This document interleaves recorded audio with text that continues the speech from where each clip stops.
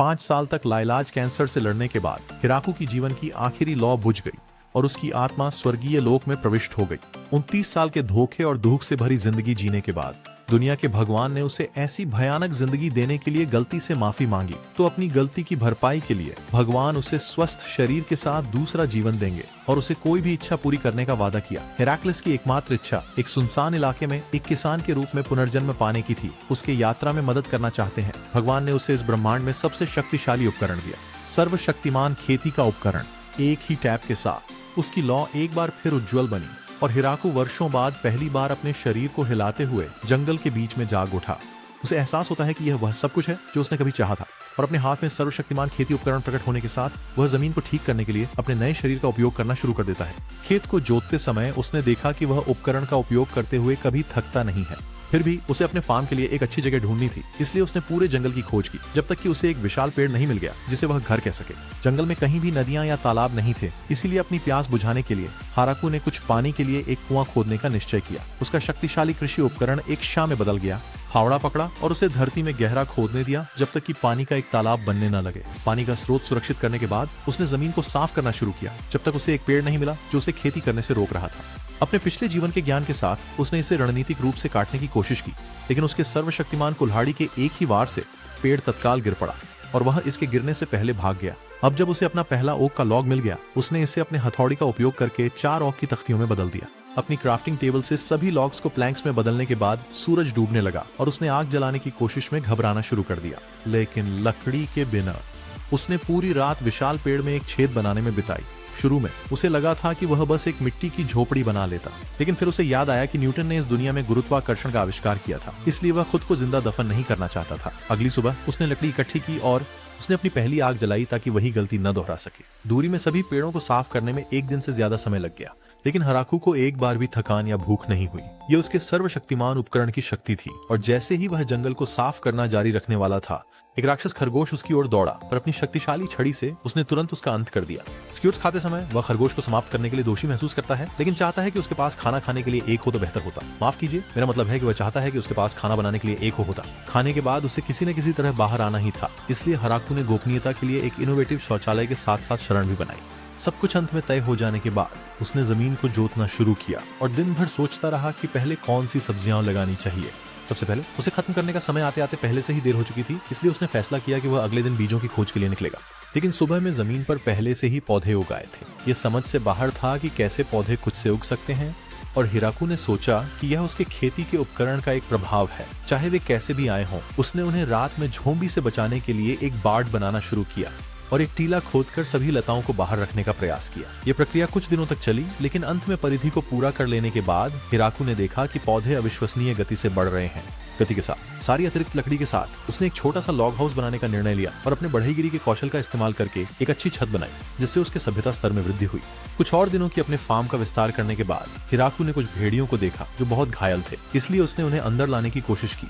जिस विशाल सुअर को उसने हराया था, उसके बचे हुए मांस से हिराकू ने उन्हें खिलाया, लेकिन उसने ध्यान दिया कि उनमें से एक गर्भवती थी, एक बच्चा। उसकी एकमात्र इच्छा थी कि उसके पास एक कुत्ता हो ताकि वह उसे संगत दे सके, लेकिन मादा प्रसव में चली गई, उन्हें सुरक्षा देने की कोशिश कर रही थी। उसने उन्हें लकड़ी के घर में ले आया और सूरज ढलने पर उन्हें गर्म रखने के लिए आग जला दी।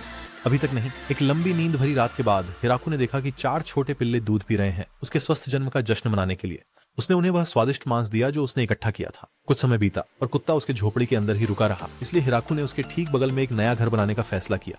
उन्हें जब तक पिल्ले दौड़ना शुरू कर देते थे, उसके पौधे कटाई के लिए तैयार थे और उसने देखा कि टमाटर पहले थे जिन्होंने फल देना शुरू किया।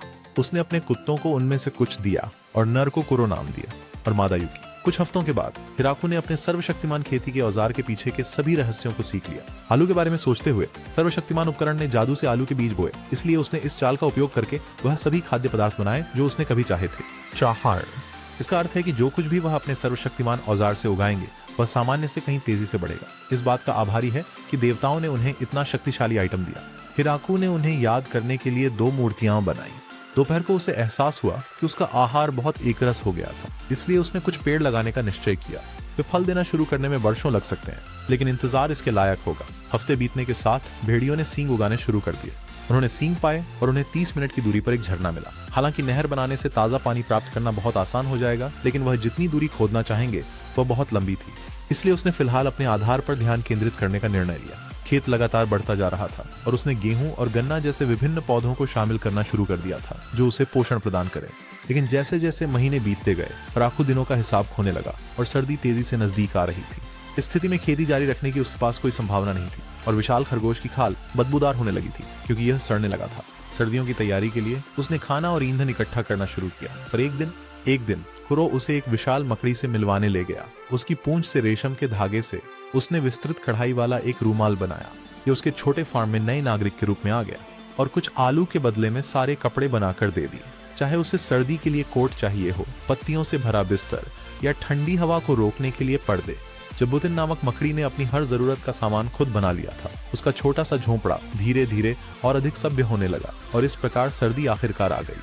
उसने जो फायरप्लेस बनाया था उसकी मदद से वह कड़ाके की सर्द रातों में जीवित रह सका। फिर भी चाहे वह जीवित रहने की बात हो, वह बहुत अकेला महसूस कर रहा था। चिंतित था कि कहीं वह किसी से बात करना न भूल जाए। जब लंबी सर्दी बीत गई और वसंत आखिरकार आया तो भेड़िया बच्चे बड़े हो गए थे और घोंसला छोड़ने का फैसला किया। लेकिन कुछ दिनों बाद वे साथियों के साथ वापस आ गए। उनमें से एक ने तो एक लैकी भेड़िए को हराया और एक सुपर हीरो की तरह लड़की को जीत लिया। लेकिन वे ही नहीं थे जिनके पास आश्चर्य था, क्योंकि मकड़ी अपने बच्चों के साथ वापस आ गई थी। उनके सभी परिवार बढ़ रहे थे, इसीलिए हराकू ने उन्हें खिलाने के लिए खेती शुरू की। खेती करते समय मकड़ी ने खतरे का संकेत दिया। हीरो और हिराकू स्रोत की ओर दौड़े और जंगल के बीचों बीच उन्होंने एक चांदी के बालों वाली लड़की को रोते हुए पाया। सभी जानवर सशंकित थे और उसने उससे मदद मांगने की कोशिश की, इसलिए हिराकू उसके पास गया। लेकिन जैसे ही उसने उसे ढकने की कोशिश की, वह उसके जाल में फंस गया और लड़की उसकी गर्दन काटने के लिए उसकी ओर कूद पड़ी, एक कहानी से भरी वैम्पायर में बदलती हुई। भेड़ियों ने तुरंत ही उस पर हमला कर दिया और उसे नष्ट करना शुरू कर दिया, जिससे वह वापस अपने छोटे रूप में बदल गई। उसे सोचना पड़ा कि क्या वह उसकी दुश्मन है, लेकिन लड़की ने कहा कि उसे उसका खून चूसना पड़ा क्योंकि उसे अपनी ऊर्जा वापस पाने की जरूरत थी। उसे बुरा लगा कि उसके कुत्तों ने उसे कितना मारा था। उसने उसे अपनी गर्दन का एक टुकड़ा खाने को दिया और वह उसका आनंद लेने लगी। माफ करना, मेरा मतलब था उसने उसका खून चूसना शुरू कर दिया। वह अपने आप को एक बड़े रूप में बदल लिया। पर हिराकू को याद आया कि वह पहले लंबी और ज्यादा कहानियों वाली थी, तो उसने उसे जल्दी से अपना खून चूसने को कहा ताकि वह उसकी विशाल कहानी फिर से देख सके। उसके शरीर का सारा तरल चूस लेने के बाद हिराकू ने उसे अपने फार्म का चक्कर लगवाया। यह उसका पहली बार था जब उसने ये असामान्य फल देखे। फल, और जब उसने उन्हें खाया तो उसे लगा कि वे बहुत स्वादिष्ट हैं। वह खुश था कि किसी को उसका खाना पसंद आ रहा है, क्योंकि पहली बार उसे इस एकाकी दुनिया में समय बिताने के लिए एक व्यक्ति मिला जिसके साथ वह खुश था। उसके घर वापस आकर उसे एहसास हुआ कि आज का दिन आश्चर्य और विस्मय से भरा रहा है और सोचता है कि क्या ऐसा कभी फिर होगा। उसका नाम लुलुला था और उसने उससे पूछा कि क्या वह भविष्य में उससे मिलने आ सकती है, लेकिन उसकी एक अलग ही गुजारिश थी। उसने उससे पूछा कि क्या वह हमेशा के लिए यहीं उसके साथ रहेगी। वह ये एक रात का साथ नहीं चाहता था, क्योंकि उसका साथ कुछ अलग ही असर डालता है। और लू सोचता है कि वह उसे प्रपोज करने की कोशिश कर रहा है। वह इस मौके को जाने नहीं देना चाहता और परवाह नहीं करता अगर वह एक वैम्पायर है। वह नहीं जानता कि वह अकेले रहने को और कितने साल सह पाएगा। वह उसे बताती है कि यह अचानक हो गया क्योंकि वह शादी के प्रस्ताव की उम्मीद नहीं कर रही थी। पर हिराकू को समझ आता है कि उसने उसकी बात को गलत समझा। उसे यह समझ में आने के बाद कि वह वास्तव में शादी का प्रस्ताव दे रहा था। उसने दोगुना जोर देने का फैसला किया, उससे शादी के लिए विनती की। लू उसकी तरफ मुस्कुराते हुए कहती है कि वह हमेशा उसके साथ रहना चाहती है। वह उसे एक और रात के लिए बिस्तर तक खींच ले जाता है। अगले दिन उसने अपने हल की लंबी छड़ी का उपयोग करके अपने नए हल के साथ बच्चों को उगाने का प्रयास किया। वे एक दूसरे के बगल में बैठकर पेड़ों को बढ़ते हुए देखते हैं, लेकिन मकड़ी फिर से अलार्म बजा देती है।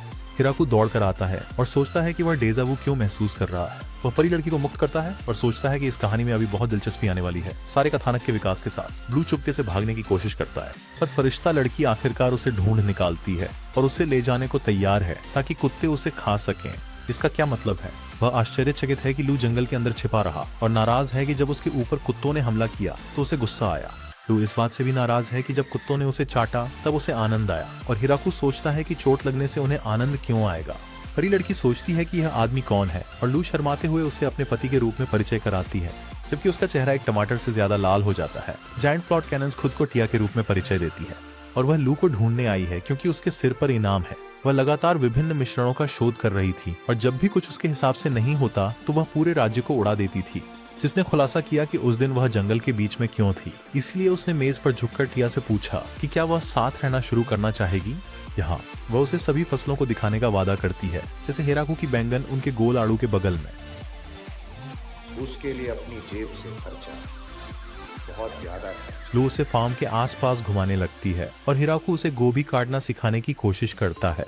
उसे काटने के बाद उसने इसे भोजन के रूप में तैयार किया और इसे नमक के साथ छिड़ककर उसे दिया। उसे यह स्वादिष्ट लगा। लंबे दिन की खेती के बाद उन्होंने अपनी जादुई क्षमताओं का उपयोग करके खुद को साफ किया। उसके घर के अंदर उसने पहली बार स्ट्रॉबेरी का स्वाद चखा और लू ने उसे बताया कि वे उसे स्ट्रॉबेरी क्रीम पाई बनाना कैसे सिखाएंगे। उसने उसकी बाह पकड़ ली। उसे यहाँ उनके साथ रहने के लिए विनती कर रहे हैं, क्योंकि अगर वह अकेली है तो उसका शरीर सब कुछ संभाल नहीं सकता। ये उनके साथ जीवन की शुरुआत थी। टिया को लगता है कि उसे स्ट्रॉबेरी क्रीम पाई पसंद आई है, इसलिए वह उससे और स्ट्रॉबेरी के लिए पूछती है। बुराकू सोचता है कि अभी और विस्तार करना खराब होगा।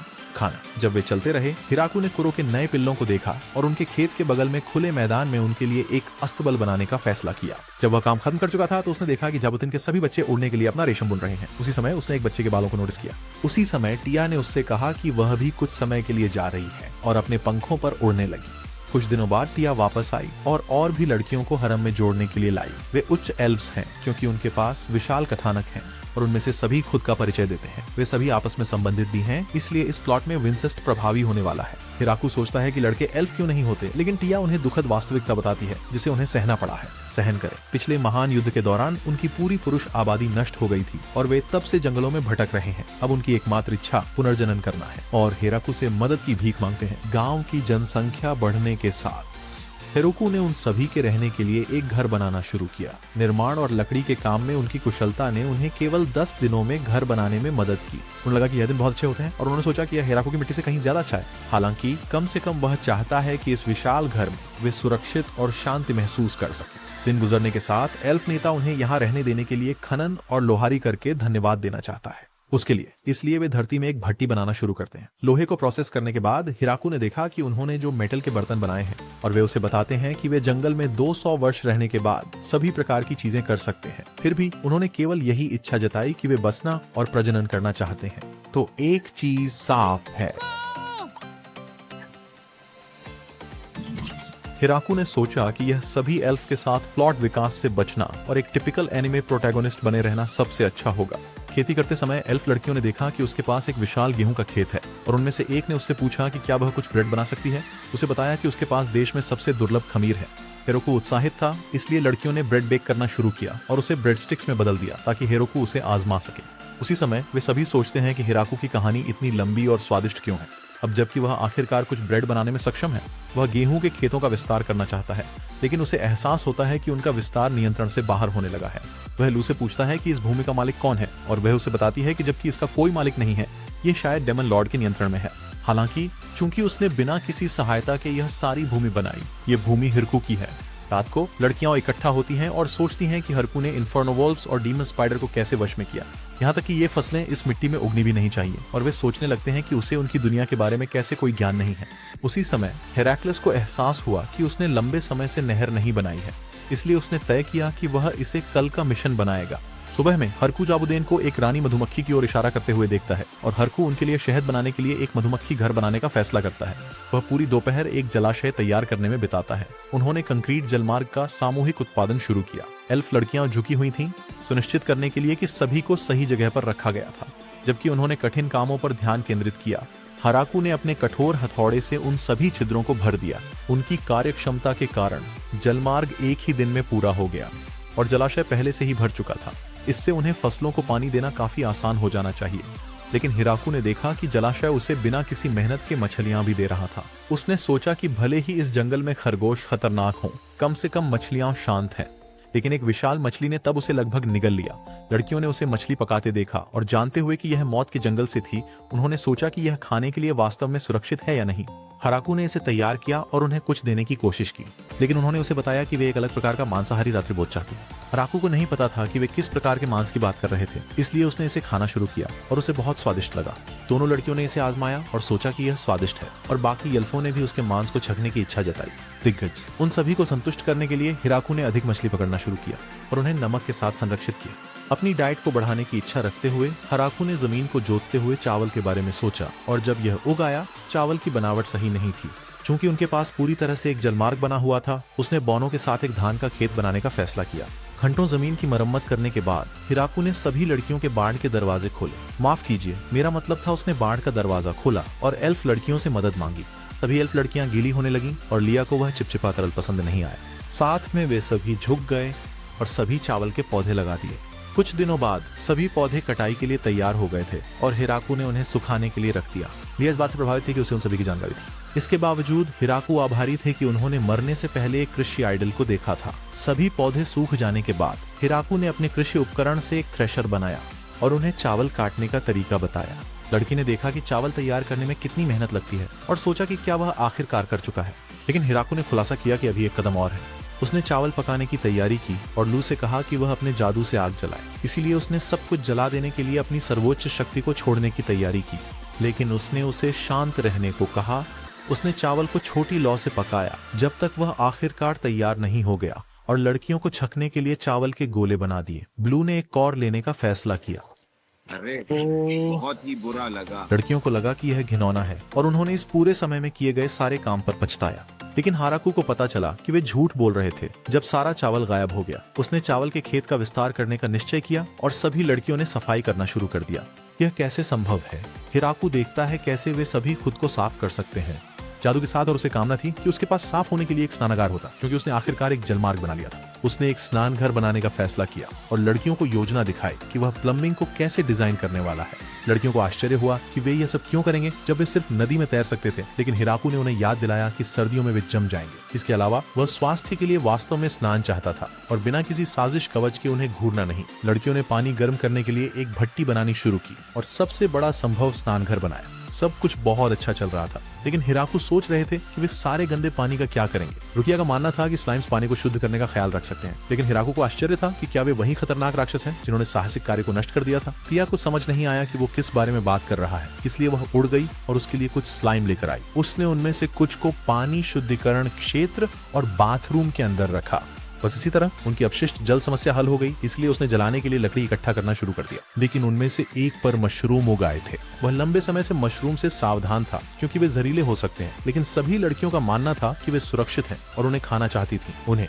इसलिए हिराकू ने मशरूम उगाने के लिए कुछ लॉग्स तैयार करना शुरू किया। सूर्यास्त तक हिराकू ने आखिरकार स्नान घर को पूरा किया और लड़कियों को समझाने की कोशिश की, लेकिन वे एक प्रत्यक्ष अनुभव देखना चाहते थे। उसने अपनी सुरक्षा हटा दी और उन्हें दिखाना शुरू कर दिया कि इसे कैसे किया जाता है। लेकिन लड़कियों ने एक अलग प्रकार का तरल टपकना महसूस किया, इसलिए उन्होंने अपनी कथानक कवच को हटा दिया और उसके साथ शामिल होने का निर्णय लिया। लू ने उसे बताया कि उन सभी के लिए एक साथ ऐसा करना बिल्कुल ठीक है और हिराकू ने महसूस किया कि उसकी तलवार की हड्डी तेज और कठोर हो रही है। अगली सुबह हिराकू ने देखा कि सभी खाने योग्य मशरूम उगाए थे, लेकिन कुत्तों ने और अधिक योद्धाओं को बुला लिया था। बेशक वे महिलाएं थीं, लेकिन किसकी शिकायत कर रहे हैं। लिया ने खुलासा किया कि वे पहले साथ रहते थे और वह खुश है कि सभी उसके साथ शामिल हो गए हैं। लिया ने सुझाव दिया कि वे उसके घर को बड़ा करने पर काम करें ताकि वे सभी के पास अधिक स्थान हो और उन्हें बच्चे पैदा करने के लिए उत्साहित करती हैं।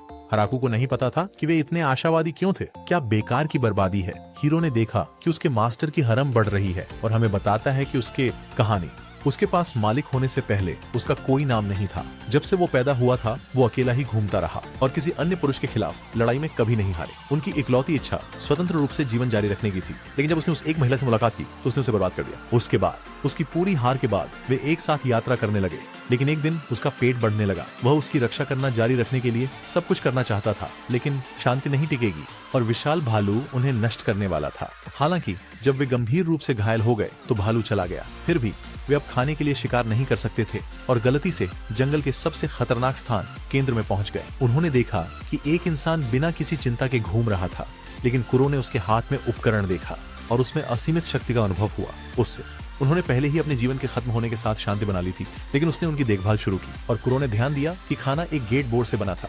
उन्हें प्रभावित किया कि वह इतने मजबूत राक्षस को हराने में सक्षम थे। मास्टर उनके बच्चे होने के बाद उन्होंने फैसला किया कि हिराकू उनका मास्टर बनेगा और उन्होंने उसके द्वारा तैयार किए गए सारे भोजन का आनंद लिया। जल्द ही उनके बच्चे एक बड़े परिवार में बड़े हो गए और उन्होंने देखा कि हिराकू का हरम भी बढ़ रहा था, लेकिन उसे अभी भी एक चिंता थी कि उनके मास्टर को यह पता नहीं चला है कि वे लेजेंडरी इन्फर्नल वुल्फ्स हैं, भेड़िए। लेकिन कुरो को लगता है कि यह ठीक है। वैसे भी वह आभारी है कि उसका जीवन उसे इतनी महान जिंदगी में ले आया है। कुछ हफ्तों के बाद नया बड़ा घर तैयार हो गया और हिराकू ने इस घर को तैयार करने के लिए की गई खुदाई और लकड़ी काटने की सारी मेहनत को याद किया। घर, हालांकि उसे पता था कि ये इतना बड़ा होगा, उसने कभी नहीं सोचा था कि अंदर से ये कितना अच्छा दिखेगा। उन्होंने उसे वह सुंदर कमरा दिखाया जो उन्होंने उसके लिए बनाया था और उसके मुख्य कमरे के सामने बड़ा भोजन कक्ष था। पीछे की ओर रसोई थी और बड़े भोजन के लिए और भी अधिक स्टोव दोनों तरफ थे। आखिरकार तहखाना इतना बड़ा था कि सर्दी के लिए बहुत सारा खाना और लकड़ी को स्टोर कर सकता था। दूसरी मंजिल पर लड़कियों ने अपने कमरे देखे और खुश थीं कि उनके पास खुद के लिए अलग अलग जगह थी। लेकिन हिराकू ने देखा कि कमरों में से एक में एक विशाल बोल्ट लगा था। काश वे तुमसे प्यार करते जॉन।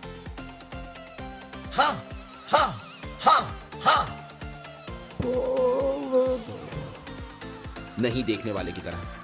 नो नो नो, बकवास बकवास। हिराकू ने अपने घर के प्रवेश द्वार को सजाने के लिए कुछ कुत्ते की मूर्तियां भी बनाई। इसके अलावा उनके भगवान की मूर्तियां भी थीं और सोचा कि यह वास्तव में अच्छा आकार ले रहा था। अपने नए घर के अंदर हिराकू ने एक नई रेसिपी के लिए सभी सामग्री एकत्रित की थी। लड़कियां सोच रही हैं कि वह क्या खाना बनाने वाले हैं और वह प्रकट करता है कि यह एक खाना है जिसे करी कहते हैं। लड़कियां चाहती हैं कि उन्हें उसके और भद्दे खाने का स्वाद न चखना पड़े और वे खुद को बर्तन में पकाना पसंद करेंगी। इसके बजाय वह अपनी करी के लिए कुछ मसाले काटने चला गया और लड़कियों ने महसूस किया कि उन्होंने इससे पहले कभी इन पौधों को नहीं देखा था। यह हिराकू के सर्वशक्तिमान खेती के उपकरण की एक और शक्ति थी। वह ऐसे पौधे उगा सकता है जो किसी भी जलवायु में वास्तव में संवेदनशील होते हैं। मसाले के लिए उसे जीरा आने की जरूरत है। क्षमा करें, मेरा मतलब है उसे जीरा चाहिए था और उसे देखकर लगता है कि फूल पहले ही खिल चुका है। अगले पौधे के लिए उसे हल्दी की जरूरत थी और लड़कियों के जादू से उन्होंने सभी मसालों को सुखा दिया। आखिरकार उसे धनिया और हरा धनिया चाहिए था। कुत्ते भी इसका स्वाद लेना चाहते थे, लेकिन जब उन्होंने धनिया की खुशबू सूंघी वे डर के मारे भाग गए। थोड़ी और काली मिर्च के डिब्बे इकट्ठा करने के बाद हिराकू खाना बनाने के लिए तैयार था, पर देखा कि लड़कियां उसके बदसूरत चेहरे से ऊब गई थीं और चली गई। रसोई में उसने सोचा कि क्या लिया ही एकमात्र होगी जो उसकी मदद करेगी और लिया ने उसे बताया कि उसकी योजना बाकी लड़कियों की तुलना में बेहतर है। उसने उसके प्रयासों को अनदेखा करते हुए खाना तैयार करना शुरू कर दिया। उन्होंने मांस पकाया और मसाला लगाने की कोशिश की, पर हिराकू को एहसास हुआ कि वह इस पूरे समय में कुछ मिस कर रहा था। ये नहीं है और वह इस बात से नाराज है कि उसने इसे भूलने में कैसे सफलता पाई। उन्होंने एक साथ रोटी बेलना शुरू कर दिया और जब वे ढेर सारी बना चुके तब उसका खाना आखिरकार तैयार हो गया। सभी लड़कियां उसकी करी को आजमाने के लिए इकट्ठी हुई और सोचा कि यह बकवास जैसा दिखता है, लेकिन उन्होंने उन्हें इसे आजमाने के लिए प्रोत्साहित किया। लू और टिया ने एक कॉर्ड लिया। ये सिर्फ खराब ही नहीं दिख रहा था बल्कि खराब ही स्वाद भी था, उन्होंने उसे बताया, पर वे सभी दूसरी बारी के लिए दौड़े। इसलिए हिराकू सोच में पड़ गया कि आखिर वे सब इसे इतना क्यों खा रहे थे। उसने सोचा कि क्या वे केवल उसके साथ मजाक कर रहे थे, लेकिन जो उसे नहीं पता था वह यह है कि वे सभी एक अलग प्रकार के मांस की जरूरत के कारण इसे पसंद करने का नाटक कर रहे थे। सर्दी अंततः सूख रही थी और चूंकि वे अधिकांश समय अंदर ही बिताएंगे, हिराकू ने संभवतः जितना अधिक लकड़ी इकट्ठा कर सकते थे वे हफ्तों तक इकट्ठा करते रहे। जब ठंड होती है तो जबूतोन पेड़ के शीर्ष पर हाइबरनेट करता है, इसलिए हिराकू ने उसे कुछ आलू दिए और सर्दियों के लिए अतिरिक्त कंबल ली। लिया हमेशा की तरह झुकी हुई थी। उसने देखा अन्य लड़कियां उसके मांस के छेद में सुई चुभा रही थीं। इसे खोजो मत, हिरो और बाकी कुत्ते अच्छी तरह से शिकार नहीं कर पाएंगे, इसलिए वे तिया के गुलाबी मांसल फ्लैप्स खाने की पूरी कोशिश कर रहे हैं। सर्दियों के लिए बाकी सभी आधारों को कवर करते हुए उसने सोचा कि सब्जियों को कैसे संरक्षित करें, इसलिए उसने एक बॉक्स बनाया जो एक कंबल से ढका जाएगा और यह सभी उसके जीनियस टैक्टिक्स के बावजूद बर्फ को एक फ्रीजर के रूप में काम करने देगा। वह चाहता था कि वह जादू का इस्तेमाल कर सके, भले ही एक बार के लिए। रात में लियू उसे एक प्रज्वलन मंत्र का उपयोग करना सिखाने की कोशिश करता है और समझाता है कि पहली बार में एक कठिन गोलेम को बुलाना स्वाभाविक है। वह सोचता है कि वह एक साथ कई गोलेम बुलाने में सक्षम होने के लिए अद्भुत है, लेकिन लियू कहता है कि उसकी कहानी तिया की कहानी से बेहतर है। हिराकू सोचता है कि वे सभी जादू का इस्तेमाल करते हुए अद्भुत हैं, जबकि वह बागवानी के अलावा कुछ नहीं कर सकता। लेकिन लू उसे बताता है कि वह यहाँ सबसे अद्भुत है, ये पूरा गांव बिखर जाएगा और वह हर रोज उन्हें खिलाना जारी रख सकता है क्योंकि वह कितनी मेहनत करता है। वह उसे बताती है कि वह ऐसा करने वाला एकमात्र व्यक्ति है और उसे मुस्कुराती है। सर्दी की पहली ठंड पहुंचती है और बर्फ जमा होने लगती है। जितना समय वे अंदर ही बिता रहे थे, हिराकू ने कुछ क्लासिक खेल, रिवर्सी और शतरंज बनाने का फैसला किया। उसने उन्हें खेल खेलने का तरीका सिखाया और लू को लगा कि यह बहुत सरल है, जिसे आनंददायक नहीं माना जा सकता। लेकिन टिया ने उसे बताया कि ये सरल नियमों से जटिल चुनौतियां सामने आएंगी। उसने तिया से कहा कि वह सही थी, इसलिए लू गुस्से में आ गया और उसने तिया को खेल के लिए चुनौती दी। 2 घंटे बाद तिया को पूरी तरह से हराया जाने वाला था और हिराकू ने उसके हाथों को कांपते हुए देखा, लेकिन उसने अपने हाथ फिसलने का नाटक किया। उसने माफी मांगी क्योंकि उन्हें शुरू से ही सब कुछ फिर से करना पड़ेगा, लेकिन टिड्डी ने अपनी जादू से सभी टुकड़ों को बिल्कुल सही जगह पर गिरने दिया। वह उसे बताती है कि बच्चे की तरह खेलना उसके लिए शर्मिंदगी की बात है। वह 2 अन्य लड़कियों को शांतिपूर्वक रिवर्सी खेलते हुए देखता है और कुरो ने सबसे अच्छी स्थिति कहाँ होगी इसका संकेत किया। वह हैरान है कि कैसे कुरो नियमों को समझता है, फिर भी दूसरे भेड़ियों को शतरंज खेलते हुए देखता है और हालांकि पहली नजर में यह प्यारा लग सकता है, उसे उनसे एक तीव्र आभा निकलती महसूस होती है। लू उनके खिलाफ खेलने का फैसला करती है क्योंकि वह निश्चित रूप से हारेगी नहीं, लेकिन खेल अच्छा नहीं चलता।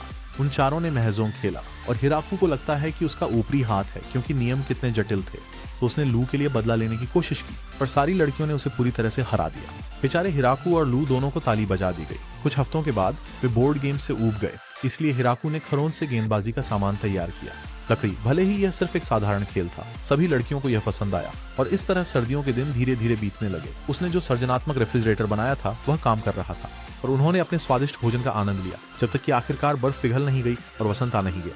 पर जब वह अच्छे गर्म तापमान का मजा ले रहा था, स्पुतिन ने एक विशाल राक्षस आने की चेतावनी देने के लिए अलार्म बजाया। हिराकू ने आकाश की ओर देखा और उनकी ओर उड़ते हुए एक विशाल ड्रैगन को देखा, लेकिन टिया ने उसे बताया कि यह ड्रैगन नहीं है, यह एक वाइवर्न। वाइवर्न ने आकाश में गर्जना की और पेड़ को नष्ट करने के लिए आग का फूंक मारने की तैयारी शुरू कर दी, पर टिया ने मुश्किल से उसे रोक लिया। कुछ आग फिर भी गिरी और लिया दूसरों के साथ उसे बुझाने दौड़ी। हिराकू ने सोचा कि इस स्थिति में वह क्या कर सकते हैं और सभी की रक्षा करने के लिए हर संभव प्रयास करना चाहते थे। जैसे ही उसने अपनी मुट्ठी बंद की, एक भाला, उसने भाला निकाला और उसे आसमान की ओर इशारा करते हुए अपनी सारी शक्ति से फेंक दिया। भाला वाइवर्न की सुरक्षा से टकराया और उसे चीरते हुए वाइवर्न के पंखों को फाड़ दिया। हिराकू ने दोबारा प्रहार करने के लिए वापस भेजा। वाइवर्न की छाती पर सीधा प्रहार करते हुए उसे जमीन पर गिरा दिया। जंगल के गहरे भाग में हिराकू ने ड्रैगन के शव को पाया और सोचा कि क्या किसी ने जानबूझकर उन पर हमला करने के लिए भेजा था, लेकिन वाइवर्न्स एक दुर्लभ और मूल्यवान प्राणी होने के नाते टिया सोचती है कि यह सिर्फ एक अनुमान था, अकेले मॉन्स्टर का भी नहीं कहलाया। उसे लगता है कि यह एक दुर्भाग्यपूर्ण घटना थी, लेकिन सोचता है क्या वे इसका मांस खा सकते हैं। घर पर टिया कहती है कि विवर्ण मांस इस दुनिया में सबसे दुर्लभ व्यंजनों में से एक है। हिराकू ने विवर्ण स्टीक तैयार की और पूंछ के मांस से एक स्टू बना दिया। सभी लड़कियों को लगता है कि यह पहली बार है जब हिराकू ने कुछ अच्छा पकाया है और वह खुश हैं कि वे आखिरकार प्रभावित हुए। लू अभी भी सोचता है कि कुछ गलत है और सोचता है कि क्या टिया हिराकू के भाले के हमले का बचाव कर पाती, लेकिन वह उसे बताती है कि यह असंभव होगा क्योंकि यह व्यवर्ण की बाधा को हरा सकता है। हिराकू उनसे पूछते हैं कि वे किस बारे में बात कर रहे हैं। सोच रहे हैं कि क्या यह इसलिए है क्योंकि उन्होंने सभी हड्डियां नहीं निकाली थी। टिया कहती है कि यह कुछ नहीं है, वे उसकी हड्डी खाने के बारे में बात नहीं कर रहे थे। इस बीच राक्षसी साम्राज्य के अंदर उच्चाधिकारियों को वाइवर्न के पराजित होने की खबर मिली है। उन्हें उनमें से एक को किसी तरह गिराने के लिए पूरी तरह से संगठित बल की आवश्यकता होगी, लेकिन जब काउंट सच्चाई का खुलासा करता है तो जनरल्स घबरा जाते हैं और यह जानकर डर से स्तब्ध हो जाते हैं कि ऐसा कैसे हुआ, और उनमें से एक तो इस्तीफा देना चाहता है। दक्षिण में ड्रीम की गुफा के अंदर गुच्छी ने अपनी आंखों से हमला देखा और सोचता है कि हिरोकू का भाला, यदि वे इस पर हमला करें तो ड्रैगन्स के राजा को भी भेज सकता है। अगली सुबह हिराकू सोचता है कि उनके भोजन के साथ इतने समय के बाद भी अभी भी कुछ छूट रहा है। पीजी अंगूर का रस। उसने सभी एल्फ लड़कियों को अंगूर चुनने के लिए इकट्ठा किया और रस निकालने के लिए उसने उन्हें जमीन पर कदम रखने के लिए एक यंत्र बनाया। अंगूर, टिया और लिया अपने पैरों को गेंदों में गहराई तक डुबोते हैं और उन्हें कुचलते हैं जब तक कि चिपचिपा तरल बाहर नहीं आता। वे एक दूसरे के ऊपर गिर गए और देखा कि वे क्रीमी चिपचिपे तरल से ढके हुए हैं। तरल पदार्थ। यह सोचकर कि वे ऐसा करते समय अपनी लय कैसे बनाए रख सकते हैं, एक एल्फ ने जैसे वे पहले करते थे एक गाना गाने का सुझाव दिया।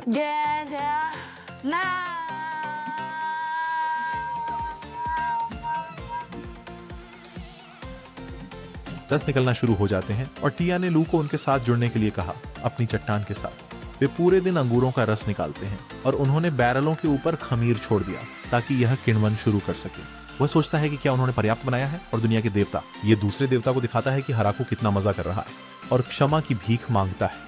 हालांकि कृषि के देवता ने उसे बताया कि उसने एक निर्दोष मानव की जिंदगी का अंत कर दिया है और उसे मौत के घने जंगल में भेज दिया है। उसने ऐसा ही किया, लेकिन उसने उसे पवित्र भाला दिया और इसे खेती के औजार के रूप में छुपाने का प्रयास किया। यह सामान्य रूप से किसी व्यक्ति की जीवन शक्ति को पूरी तरह से सोख लेता है और उन्हें तुरंत मार डालता है, लेकिन देवता सोचते हैं कि उन्होंने उसे इतना स्वस्थ शरीर दिया है कि वह अपनी जीवन ऊर्जा को तुरंत पुनः प्राप्त कर सकेगा। पर उसे इससे भी ज्यादा आश्चर्य होता है कि उसकी मूर्ति एक बूढ़े आदमी की तरह क्यों है, तो सजा है। वह अपने पिता को इस तरह 300 साल तक बैठने पर मजबूर करेगी। वर्षों बाद एक यादृच्छिक दिन पर सबुतेन ने अलार्म बजाया और हिराकू को फिर से डेजा वू महसूस हो रहा था। लू ने उस लड़की को अपनी बहन फ्लोरा के रूप में पहचाना। जब उसने सुना कि उसकी बहन का काले दिल वाले घृणित फरिश्ते ने पीछा किया था, तो वह अपनी बहन का पीछा करते हुए यहाँ तक आई थी। टिया ने उसे एक बार फिर से वही बात दोहराने के लिए कहा। एक बार फिर हिराकू उसे यहाँ रहने का निमंत्रण देता है, लेकिन उसे यकीन करना मुश्किल हो रहा है कि यह बदसूरत आदमी उसकी बहन का पति है। फुरो ने उसे सम्मानजनक रहने की चेतावनी दी और वह उससे कहती है कि वह इन सभी नरकीय भेड़ियों का मास्टर है और उसने एक वाइवर्न भी मार गिराया। ये पहली बार था जब हेराक्लिस ने सुना कि वे नरकीय भेड़िए थे। भेड़िए, और सोचती है कि नरकीय हिस्सा का क्या मतलब है। पायरो अपनी क्षमताओं का प्रदर्शन करता है। उसे बताता है कि वह सबसे अच्छा पालतू है, जैसे दूसरी लड़कियों के साथ भेड़ियों ने उसे खा लिया था, उसके लिए माफी के रूप में। कराकू ने उसके लिए एक अच्छा मांसाहारी खाना तैयार किया था, पर उसे तो वह नरम सफेद द्रव्य वाली चीज ज्यादा पसंद आई। उसने बताया कि यह तो बस सोया सॉस के साथ बना टोफू है जो किण्वन से तैयार किया गया था, लेकिन उसे उन शब्दों का मतलब क्या है इसका कोई आइडिया नहीं है। हिराकू को यह समझ में आ गया है कि उन्हें इस दुनिया में किण्वन का कारण बनने वाले सूक्ष्म जीवों की जानकारी नहीं है, इसलिए फ्लोरा इसे शोध करने की कोशिश करती है और सोचती है कि यह बहुत सारी समस्याओं को हल कर देगा। कुछ दिन रुकने के बाद फ्लोरा ने जाने का फैसला किया और 1 महीने बाद वापस आ गई। साथ में उसने पूरी सेना नौकरानियों की ले आई है और वे हिराकू से कहते हैं कि जैसे चाहे उनका इस्तेमाल करें। यह उचित नहीं है, यह तो नाइंसाफी है। हिया देखती है कि वह अकेली ही बची है, जिसने अपने जैसों में से बहुत कुछ नहीं लाया था। प्रतिस्पर्धी बने रहने के लिए वह उड़ गई और उस रात 3 अन्य देवदूतों के साथ लौटी और लिजार्डमैन का एक पूरा बेड़ा। नए नागरिकों के साथ साथ उसने मुर्गियां भी लाई हैं और हिराकू इस जगह को अधिक सभ्य बनते देखकर खुश है। नौकरानियां एक प्रकार के दैत्यों की दौड़ से हैं और वे सभी सहायता करती हैं। उन्होंने देखा कि उनमें से कोई भी खाना पकाना नहीं जानता, इसलिए उन्होंने उन्हें विभिन्न प्रकार के भोजन तैयार करना सिखाना शुरू किया। अच्छे खाने को देखकर नौकरानियों ने मांस को तैयार करने के लिए सबसे अच्छे व्यंजनों के साथ प्रयोग करना शुरू किया। दूसरी ओर थिया के 3 फरिश्ते जंगल की सुरक्षा के लिए गश्त करने लगे और लिजार्डमैन ने निर्माण को तेज करने के लिए कठिन श्रम संभालना शुरू किया। उनके नेता के पास एक दुपट्टा था ताकि गांव वाले उन्हें पहचान सकें और हिराकू ने देखा कि यह जगह तेजी से विकसित हो रही है। शैतान का नाम लेते ही रिया आती है और बताती है कि उसने जंगल में घूम रहे बाकी एल्फ्स को ला दिया है। वह सोचती है कि पुरुष कहाँ हैं, पर उसने बताया कि वे सभी सुविधाजनक रूप से जंगल में मर गए। पर ठीक है, क्योंकि अब वे और पुरुष बना सकते हैं। मुझे पकड़ लिया। अब वास्तविक जीवन में एक स्टैंड कैसे खींचते हैं? कुछ दिनों बाद हिराकू ने सभी प्रतिनिधियों को इकट्ठा होने और अचानक बुलाए जाने के लिए माफी मांगने के लिए कहा। चूंकि ये जगह बढ़ रही है और अधिक लोग यहाँ चले आ रहे हैं, ये एक गांव की तरह बनने लगा है, इसलिए उसे एक नाम सोचने में कुछ मदद चाहिए थी। एक नौकरानी ने इसे जंगल के नाम पर रखने का सुझाव दिया, लेकिन मौत के वन के नाम से हिराकू को लगा कि यह एक भूतिया शहर की तरह लगेगा। ज़बूतोन ने दरवाजे की ओर इशारा किया और हिराकू ने उसे खोला। वहाँ बीच में एक विशाल पेड़ देखा। उसी समय उन्होंने इस गांव का नाम महान पेड़ गांव रखा। उस रात सभी नागरिकों ने अपने गांव का नामकरण मनाया, एक पार्टी की मेजबानी की और पहली बैरल शराब खोली। सभी लड़कियों ने महापौर शब्द का जाप किया और लू ने उनसे कहा कि वह इस काम के लिए एकमात्र है। ये रात उनके नए जीवन की शुरुआत थी, एक महान पेड़ गांव के नागरिक के रूप में, और सभी ने पीजी अंगूर पीकर इसका आनंद लिया। रस टिया नशे में थी और उसने उसे अपने पास बैठने के लिए कहा। उसने उससे पूछा कि वह अकेले बैठे थे, पर उसने उससे कहा वह इतना खुश था कि उसे लगा जैसे यह एक सपना हो, पर यह सपना नहीं है, टिया ने उससे कहा, और वे अपनी पूरी जिंदगी इसी तरह साथ रहने वाले हैं। वह उसे उनके नए गांव के लिए टोस्ट उठाने के लिए कहती है और लू भी टोस्ट चाहता है। हिराकू सोचता है कि खुशी पाए हुए उसे कितने साल हो गए हैं और सोचता है कि वह मेयर के रूप में इसे आजमाने जा रहा है। जब गर्मी का मौसम आया तो निवासियों की संख्या एक बार फिर बढ़ गई। अंततः डेमोनिक किंगडम से एक प्रतिनिधि आया और उसने अपने आप को बेजेल के रूप में परिचय दिया। डेमन लॉर्ड से एक संदेश के साथ हिराकू को एक बोतल भी दी। वे यहाँ के बस्ती की स्थिति पर चर्चा करना चाहते थे, इसलिए हिराकू सोच में पड़ गए कि क्या वे उनसे कर देने को कह रहे हैं या उन्हें निकाल देना चाहते हैं। वह बाहर था। उसने सोचा कि क्या उसे लू या तिया से सलाह मांगनी चाहिए, पर लू ने उसे अकेले ही संभालने के लिए इशारा किया। पाराकू ने हिम्मत बटोरी और संदेशवाहक को सूचित किया कि वह खुशी खुशी कर चुकाएंगे। कहा कि वे केवल 10% ही भुगतान करेंगे। उन शब्दों को सुनकर बेजल हैरान हो गया और हिराकू सोचता है कि क्या उससे गलती हुई, लेकिन बीजल ने अपनी स्थिति स्वीकार कर ली। जब उन्होंने एक कागज पर उनके समझौते का मसौदा तैयार किया तो व्यापार महानुभाव ने जानबूझकर इसे ऐसा बनाया कि वह केवल फसलों पर ही कर देते हैं। लेकिन फिर भी उसे चिंता थी कि कहीं वह बातचीत में बहुत आक्रामक तो नहीं था, इसलिए उसने बीजल को एक उपहार के साथ घर भेज दिया। वह सोचता है कि क्या उसने सब कुछ ठीक से संभाला, और ल्यू सोचते हैं कि उसने अद्भुत काम किया, क्योंकि अब उन्हें डेमन लॉर्ड की सेना के तहत सुरक्षा मिलेगी। टिया सहमत है, लेकिन सोचता है कि 10% बहुत कम है, क्योंकि बस्तियां आमतौर पर कर में 50 से 60% तक भुगतान करती हैं, और चूंकि वे साल में केवल एक बार कर इकट्ठा करने आते हैं, वे अपने उत्पादन की मात्रा के बारे में झूठ बोल सकते हैं। तो हिराकू ने डेमन लॉर्ड के महल के अंदर एक चमत्कार की डील बनाई, जिससे जनरल्स हैरान थे कि बड़े पेड़ का गांव इतनी आसानी से कैसे मान गया। आसानी से, लेकिन उन्हें संदेह है कि उनका कोई छिपा हुआ मकसद हो सकता है। बीजल ने संभावना को स्वीकार किया, लेकिन उसके पास विनाश के देवदूत के चलते कोई विकल्प नहीं था। राजकुमारी वैम्पायर के साथ खड़े थे, मेयर के ठीक बगल में, लेकिन यही सब कुछ नहीं था। एक सेना उच्च एल्व्स की और इन्फर्नो भेड़ियों का एक झुंड भी था, आत्माएं, और यहाँ तक कि हत्यारे फरिश्तों की तिकड़ी भी गश्त कर रही है। गाँव डीजल डर से कांपता है, जानकर कि वह कभी नहीं। उन्होंने अपनी कड़ी बातचीत को मिला दिया। उन्होंने उनके उपहार में सेब देखे, इसलिए उनमें से एक ने जांच की कि क्या वे जहरीले हैं, लेकिन बेजल को उनके उपहार में एक और विचित्रता नजर आती है। कपड़ा एक महान राक्षस मकड़ी से बना है, एक ऐसा राक्षस जो पिछले दानव लॉर्ड्स को भी ठहराव पर ले आया। रैंडन तय करता है उसे बहुत हो गया और वह छोड़ देता है।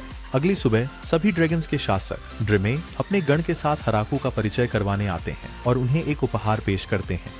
हराकू अंदर महंगी तलवार देखते हैं, लेकिन सोचते हैं कि यह कुछ हिंसक प्रतीत होती है। फिर भी वह आदमी को धन्यवाद देता है और पूछता है कि आज उन्हें यहाँ क्या लाया। आज वह आदमी बताता है कि ड्राइम की गुफा उनके गांव के दक्षिण में सीधे है, इसलिए वे उन्हें पड़ोसी मानते हैं और यहाँ एक औपचारिक अभिवादन देने आए हैं। हराकू उन्हें रात के खाने के लिए आमंत्रित करना चाहते हैं, इसलिए ड्रैम अपना मानवीय रूप धारण करते हैं और एक बार फिर से अपना परिचय देते हैं। रात में वह उनके द्वारा बनाई गई पीजी अंगूर का रस पीता है और अधिक मांग करता है, लेकिन उसका सहायक उसे चेतावनी देता है कि वे हराकू के गांव के लिए परेशानी न बन जाए। जब वे उपहारों के साथ चले गए जो हिरोकू ने उनके लिए तैयार किए थे, उससे एहसास हुआ कि अगले दिन बहुत सारे आगंतुक आएंगे।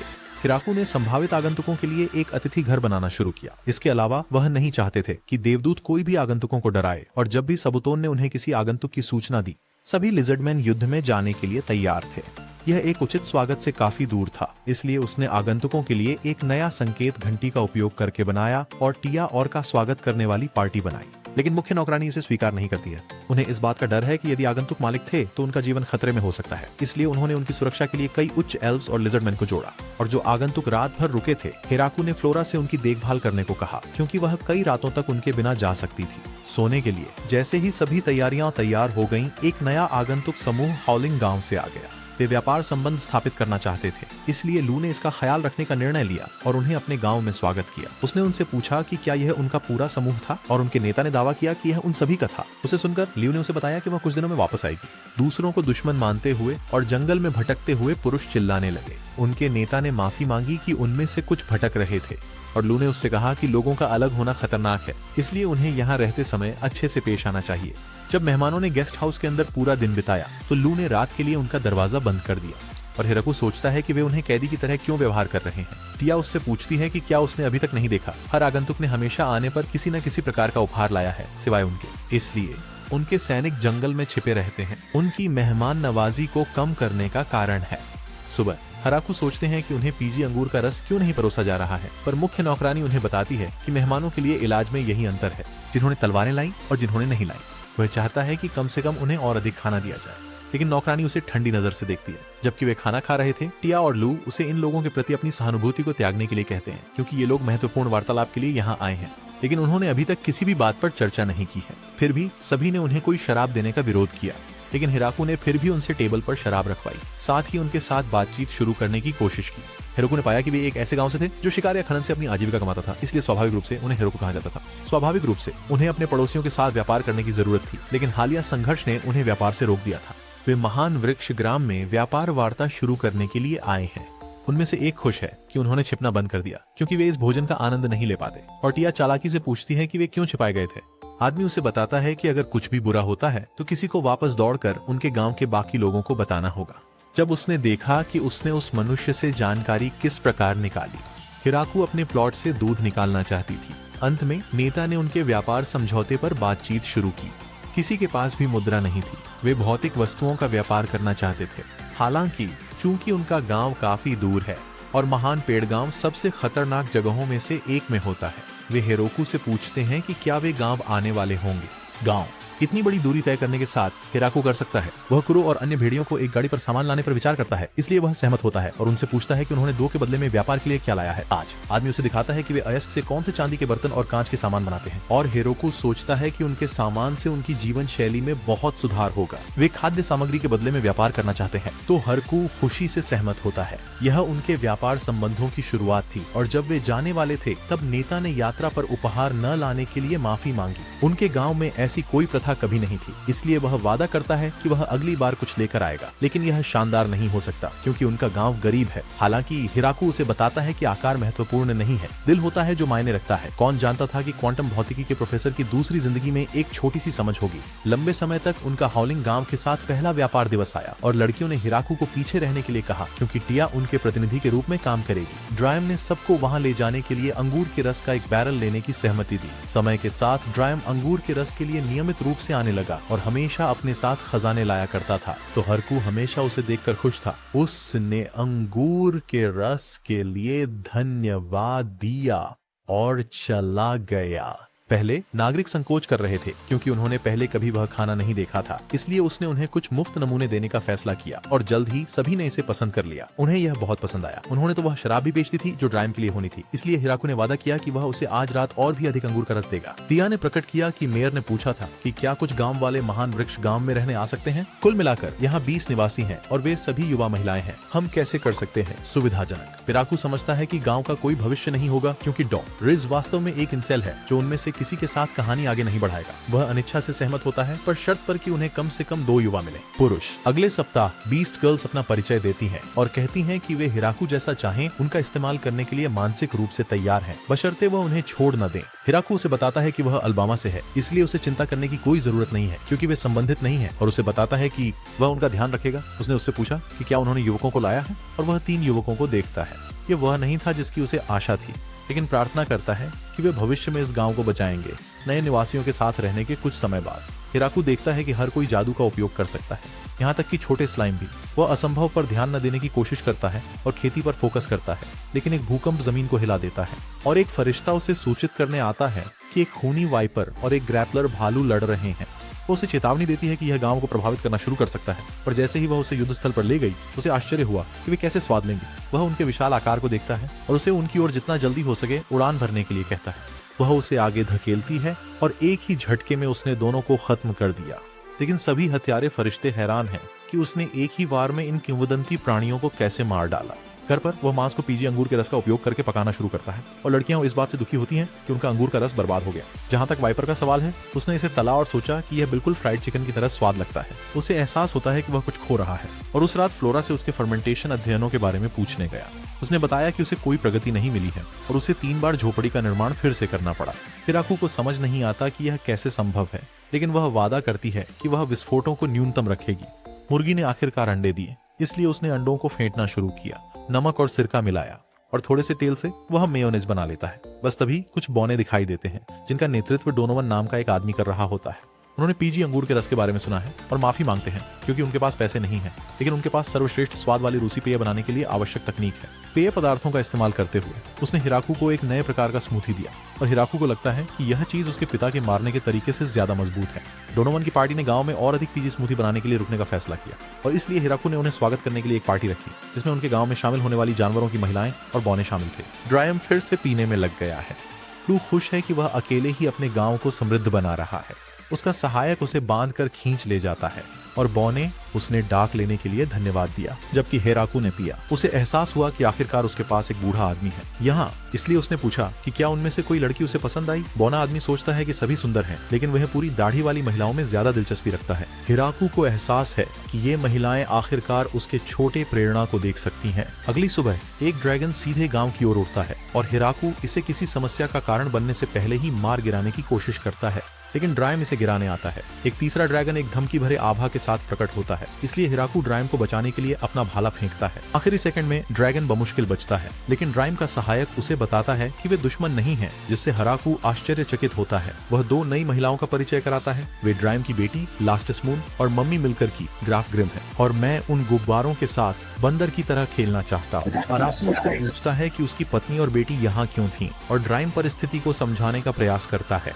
वह रात में अपने घर से लगातार चुपके से निकलता रहा, इसलिए मम्मी मिल्कर्स चिंतित थी। वह कुछ मिस्ट्रेस मिल्कर्स पा रहा था। ड्राम यह समझाने की कोशिश करता है कि यह सब उच्च राजनीति है और मॉमी मिल्कर्स सोचती है कि उसके सभी संदेह अंततः पुष्ट हो गए हैं। थ्रिम उनसे निष्कर्ष पर नहीं कूदने की विनती करता है। आखिरकार उसके पास भी एक छोटी समझदारी है, इसलिए वह कभी भी ऐसे संबंध की हिम्मत नहीं कर सकता। हिराकू माफी मांगता है क्योंकि हालात खराब हो गए, लेकिन ड्रिम कहता है कि यह उसकी गलती नहीं है और कहता है कि उन्हें माफी मांगनी चाहिए। माफी मांगे। लास्टिस मून इस गांव को लगभग जला देने के लिए माफी मांगता है और मॉमी मिल्कर्स उसे तब तक जला देने के लिए माफी मांगती है जब तक उसने अपनी बेटी पर भाला नहीं तान दिया। हिराकू खुश है कि आखिर में सब कुछ ठीक हो गया और वह चले जाने के बाद ड्रैम अपनी पत्नी से पूछता है कि क्या वह समझती है कि वह इस पूरे समय में क्या कर रहा था। उनकी संख्या की कमी के बावजूद हिराकू का भाला अकेले ही उनके पूरे राज्य को पलट सकता है। मम्मी मिल्कर्स कभी भी भाला नहीं चकमा दे पाती अगर जाबुतिन नहीं होती, जो उसकी पुरानी दोस्त है। वह लास्टी से कहती है कि वह उसे एक बहुत ही महत्वपूर्ण काम देने वाली है। वह कुछ समय के लिए इस गाँव में रहेगी। वे इस तरह की शक्ति को नजरअंदाज नहीं कर सकते, इसलिए वह आशा करती है कि वह कम से कम इसे सुनिश्चित करेगी कि वह शक्ति कभी भी दोबारा नहीं नहीं बदली जाएगी। उन्हें ड्रीम उससे पूछता है कि क्या वह इस बारे में सुनिश्चित है, लेकिन मम्मी मिलकर सोचती है कि यह लास्टी के लिए सबसे अच्छा परिणाम है। हिराको उसे गांव में खुशी खुशी स्वागत करते हैं, लेकिन जल्दी से महसूस करते हैं कि वह बहुत शक्तिशाली है और उसकी छींक भी उसकी सारी प्रगति को उड़ा देती है। वह सोचता है कि ड्रैगन्स किस काम आ सकते हैं। सोतिर उसे याद दिलाता है कि ड्रैगन्स जैसे ड्रायम बहुत बुद्धिमान और ज्ञानी होते हैं। तो हिराको सोचता है कि वह कूटनीतिक संबंधों के लिए अच्छी होगी। बेजल अगली बार उनके पास आया तो उसने लास्टी को तुरंत पहचान लिया। वह विनाश की कुख्यात पागल ड्रैगन थी। उसने उससे पूछा कि आज वह यहाँ क्यों आया है और उसने संतरे मांगने की कोशिश की, लेकिन उसने बताया कि वे स्टॉक से बाहर हैं, इसलिए उसने उसे स्ट्रॉबेरीज में रुचि लेने का सुझाव दिया। बीजल उसके सींग को देखकर खुद पर काबू नहीं रख पाया और कहा कि वह जो कुछ भी वह बात कर रही है उसके 10 डिब्बे लेगा। वह अपना ऑर्डर तैयार करती है और उससे पूछती है कि क्या वह चाहेगा कि वह उन्हें गिने, लेकिन वह तो सिर्फ मिनट गिन रहा है जब तक कि वह गायब न हो जाए, जैसे उसका पिता जब वह जाने के लिए गया था। दूध। राक्षसी महल में वापस जनरलों के बाकी हिस्से हैरान हैं कि लास्टी सर्वशक्तिमान ड्रैगन उनके बीच में है। उन्हें अभी देखें। वे उन पर जासूसी करने का विचार करते हैं, लेकिन महसूस करते हैं कि वे फंसने वाले हैं। बिना किसी विकल्प के बीजल अपनी गुप्त योजना का उपयोग करने का निर्णय लेता है। उसके घर के अंदर उसकी बेटी फ्लोरम कमरे में प्रवेश करती है।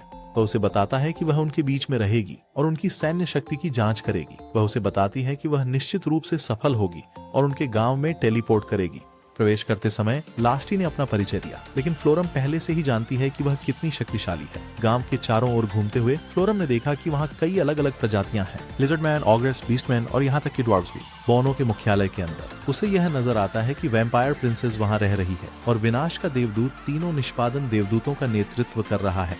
उनके पास उच्च एल्फ भी है, वे जो पुरुषों का अपहरण करते हैं और उनके बीच प्रार्थना करते हैं। उनके आसपास होने के कारण उनकी सैन्य जीत की कोई भी संभावना लगभग नहीं रह जाती है। हालांकि इन्फर्नो वुल्व्स और डेमन स्पाइडर्स को एक साथ देखने के बाद उसके शरीर से सारा आत्मविश्वास चला गया। उसके विकसित किए गए चार्ट्स का उपयोग करते हुए मेयर ही अकेले बचे हैं और उन्हें ही उन सभी से ज्यादा शक्तिशाली हो। वह सोचती है कि यह आदमी कितना शक्तिशाली हो सकता है, लेकिन वह हिराको को पास से गुजरते हुए देखती है और सोचती है कि ऐसा कमजोर व्यक्ति इस गाँव में क्यों रहता है। वह उससे पूछता है कि क्या वह खो गई है, लेकिन वह उसे बताती है कि उसे किसी कमजोर इंसान की चिंता करने की जरूरत नहीं है। गांव में वापस आकर लास्टी उसे बताती है कि उसने अभी मेयर से मुलाकात की। वह इंसान हो सकता है, पर वह उसकी माँ को हरा सकता है। फ्लोरम हैरान है क्योंकि उसने उससे बहुत बुरा व्यवहार किया था। जैसे जैसे दिन बीते, वह उनके बीच रहते हुए हिराको ने देखा कि वह लास्टी के करीब आ रही थी, पर हैरान थी कि वह उसके आसपास इतनी अजीब क्यों थी। एक दिन स्लाइम्स की संख्या में वृद्धि होने लगी और अंततः उनमें से एक ने उनके सारे अंगूर के रस को खाना शुरू कर दिया। सभी लड़कियां स्लाइम को सजा देने के लिए तैयार थीं और उन्होंने पहला परीक्षण शुरू किया और उसे दोषी पाया। हिराको को स्लाइम के लिए बुरा लगा, इसलिए उसने इसे छोड़ने की कोशिश की और यह उनकी लड़ाई के दौरान उभरने लगा। आखिरकार एक प्यारा स्लाइम तो कोई समस्या नहीं होनी चाहिए। शरद ऋतु आ गई और हिराको सभी खाने का आनंद उठा रहे थे। वे चाहते थे कि वे भोजन के साथ कुछ समुद्री भोजन भी खा सकें। फ्लोरम उसे बताता है कि अगर वह सागर तक पहुंच चाहता है तो उसके पास 100 लड़कियां तैयार हैं जो अपने द्वार खोलने और उनकी पेशकश करने को तैयार हैं। माफ कीजिए, मेरा मतलब था अगर उसे समुद्र तक पहुंच की जरूरत हो तो वह गांव के दक्षिण में बंदरगाह तक जा सकता है ताकि वह समुद्री उत्पादों के लिए व्यापार कर सके। अंत में वह वहां उड़ने की पेशकश करता है और बाकी लड़कियां उसके साथ जाती हैं। वे उड़ चले और हिराको खुश था कि वहां लोग थे जो उसके खाने का आनंद ले रहे थे। बहुत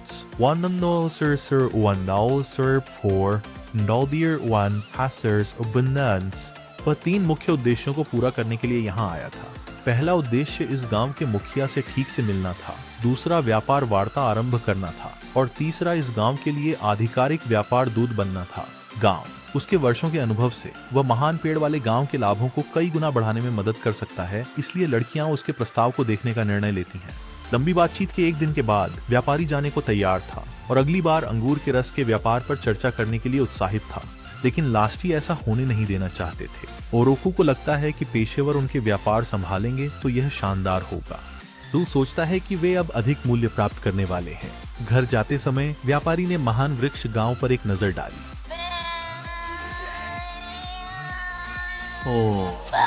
जब लड़कियां पहली बार माइकल के कार्यालय में आईं, तो उसने उन्हें लगभग बाहर निकाल दिया क्योंकि उसके पास उनसे निपटने के लिए कोई समय नहीं था।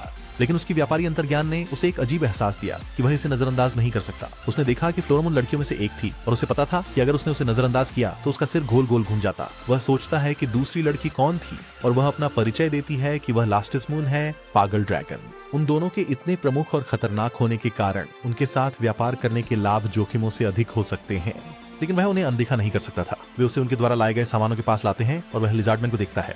सोचता है कि वह कुछ अजीब बातचीत में प्रवेश करने वाला है। कपड़ा हटाने के बाद वह उस दुर्लभ फल को देखता है जो राज्य में घूम रहे थे और जानता है कि प्रत्येक को कई चांदी के सिक्के मिल सकते हैं। वह लाभ की मात्रा जो वह कमा सकता है जोखिमों से अधिक है, और वह उन्हें जो समुद्री उत्पाद आपूर्ति कर सकता है उसके बारे में चर्चा करने लगता है। यह उसका एक बार में एक जीवन का मौका है, इसलिए वह उनसे पूछता है कि वे सामान कहाँ पहुँचाएंगे। उनका गाँव मौत के जंगल में है और लास्टी उसे सवारी देगी। वह सोचता है कि क्या उसकी जिंदगी पैसों के लायक है, और इस रास्ते पर वह 3 महान ड्रैगन्स और विनाश की देवदूतों के साथ उनकी सेना से मिलता है। कम से कम मेयर तो सामान्य दिखाई दिए, वह सोचता है, लेकिन वैम्पायर प्रिंसेस खुद को दिखाती है, और जब उसने अंत में उसे अंगूर के रस को चाहने पर चिल्लाया, उसने अपना हर एक विश्वास खो दिया था। वह बच गया, जबकि उसने अपनी जिंदगी का सबसे बड़ा सौदा किया, पर उसका बूढ़ा शरीर अब इसे सहन नहीं कर सकता। रात को हिराकू नई समुद्री खाद्य सामग्री जो उसने इकट्ठी की है उसे तैयार करता है और सभी लड़कियों को देता है। अगली सुबह एक और ड्रैगन दिखाई दिया, और वह सोचने लगा कि यह ड्रैगन क्या कर रहा है। इसने जंगल के गहराई में एक आग का गोला छोड़ा, ये संकेत देते हुए कि वह हिराकू से लड़ना चाहता है। उसने अपना भाला तैयार किया और अपने गले को चूक गया, लेकिन ये सब ड्रैगन को हराने के लिए एक चाल थी। बस जंगल के अंदर वो एक और पागल को देखता है और सोचता है कि वह जंगल को क्यों जलाना चाहती थी। ड्राइम उड़कर आता है और उसे इंतजार करने को कहता है। स्थिति समझाने की कोशिश कर रही थी। उसका नाम हरुकेन है और वह ड्राइम की बड़ी बहन है। वह उसे बताने की कोशिश कर रही है कि लास्टी की शादी करने की कोशिश उसकी गलती है। हिराकू सोचता है कि वे क्या मतलब रखते हैं, और हरुकेन का कहना है कि ड्राइम उसे मेयर से शादी करना चाहते थे, पर ड्राइम को लगता है कि यह सब अंगूर के रस की वजह से था। जब उसे पता चला कि उसकी भांजी की शादी हो रही है, वह आना चाहती थी और जानना चाहती थी कि मेयर वास्तव में कितने मजबूत थे। आखिरकार वह इसे अनुचित मानती है कि उससे 900 साल छोटी एक लड़की पहले शादी कर रही है, और वो चाहती है कि हिराकू उसकी कहानी को जल्दी से दबाए। इसलिए हिराकू उसके सिर को दबाता है और उसे घुटनों पर बैठने को कहता है। माफ कीजिए, मेरा मतलब था कि वह उसे अपनी लकड़ी से खेलने को कहता है। माफ कीजिए, मेरा मतलब था कि उसने अपने भाले से उसके शरीर को लगभग भेदने की कोशिश की। माफ कीजिए, मेरा मतलब था। जाने दो, कोई बात नहीं। बस गोंद के लिए शोक मनाते हुए कमेंट्स में स्पैम करते रहो। मैं रोक नहीं पा रहा हूँ। नकली प्रशंसकों को कभी उम्मीद नहीं होगी। जब वे उसके बनाए स्वादिष्ट भोजन को खा रहे थे, हरुकेन महजोंग खेलना चाहता था, लेकिन कुछ दांव पर लगाना चाहते थे, बिना किसी भौतिक वस्तु के। हिराकू सोच रहे थे कि क्या वे सिर्फ कुछ कथानक हटाने वाली महजोंग खेलेंगे। सभी उसके खेल में खेलने के लिए उत्साहित हो गए। कुछ दौड़ की प्लॉट आर्मर हटाने के बाद हिराकू एक बहुत ही अजीब स्थिति में पाया गया। अपने अत्यधिक ज्ञान के साथ किंवदंती को लगा कि यह खेल इतने समय से आसान रहा होगा, लेकिन वह पहले ही अपने आखिरी कपड़े पर पहुंच चुका था। इस स्थिति का एकमात्र समझाने योग्य कारण यह है कि वे पीसों को फिर से लिखकर धोखा दे रहे थे, पर वो सोचता है कि वह सिर्फ हार का बहाना बना रहा है। आखिरकार उसे सभी को हराने का मौका मिल गया है, उन्हें। लेकिन भले ही उसने सबसे खराब टाइल खींची हो, कोई बात नहीं। वह ड्रैगन्स के सामने अपने डर से लकवाग्रस्त नहीं होगा और किसी को भी अपने प्रभाव को नहीं दिखाने के लिए सब कुछ करेगा।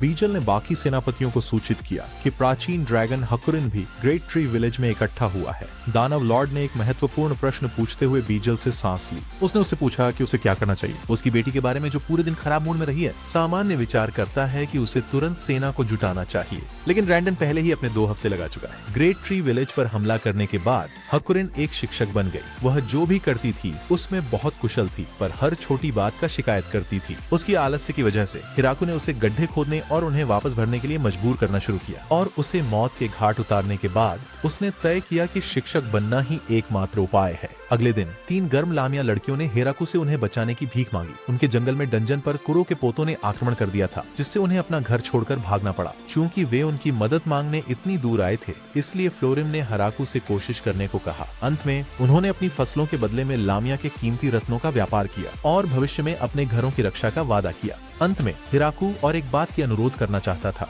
वैद के रूप में असीमियास बनकर उन्होंने उनसे कहा कि अगर वे कभी आए तो खुद को सुरक्षा कवच से लैस करें। अपनी महान शक्ति से वे हेराक्लेस के बदले व्यापारिक सामान लेकर आरंभ कर दिए। बीज, माफ करना, मेरा मतलब फसलें था, क्योंकि वे बीज से उगती हैं। राक्षस महल में वापस 3 लड़कियां दानव लॉर्ड की बेटी के नीचे इकट्ठा हुई। उसने उससे मिलने के लिए बेजल के दफ्तर में टेलीपोर्ट किया और पूछा कि क्या वह ठीक है। वह उससे कहती है कि मुख्य बिंदु पर आ जाए, क्योंकि उसके पास समय नहीं है, और उसने प्रकट किया कि राजकुमारी ग्रेट ट्री विलेज पर आक्रमण करने के लिए सैनिकों को इकट्ठा कर रही थी। वे उसकी रिपोर्टों पर संदेह करने लगे थे, यह मानते हुए कि कोई गांव इतना शक्तिशाली नहीं हो सकता। यहाँ तक कि राक्षस राज भी अपनी बेटी को रोकने की हिम्मत नहीं करेगा, और उनके आक्रमण का दिन कल होगा। वे 300 सैनिकों को एकत्रित करेंगे, इसलिए वह आशा कर रहा था कि वह उन्हें गाँव पर हमला करने से पहले ही डरा सकती है। फ्लोरिम सोचता है कि वे किसका उपयोग कर सकते हैं ताकि वे डर जाएं, क्योंकि अगर वे सिर्फ लास्टी और हाकुरी का उपयोग करने जा रहे थे, उसे टॉपिक से वे अंत में पूरे राज्य को ही नष्ट कर देते। लेकिन उसे लगता है कि उसके पास एक विचार है। अगली सुबह एक विशाल विस्फोट ने जंगल में पेड़ों को नष्ट कर दिया और सैनिक लड़कियों से उन पर दया करने की भीख मांगते हैं। वे हैरान हैं कि गांव में लगभग कुछ न करते हुए उन्हें 10 डिब्बे सेब मिलने वाले हैं। फ्लोरम ने दानव राज्य की 3 लड़कियों का परिचय कराया। कहते हैं कि वे मरने तक काम करना चाहती हैं, लेकिन फिर वो अपने आप को सही करती है और कहती है कि वे यहाँ काम करने आए हैं, जैसे उनकी जान इसी पर निर्भर हो।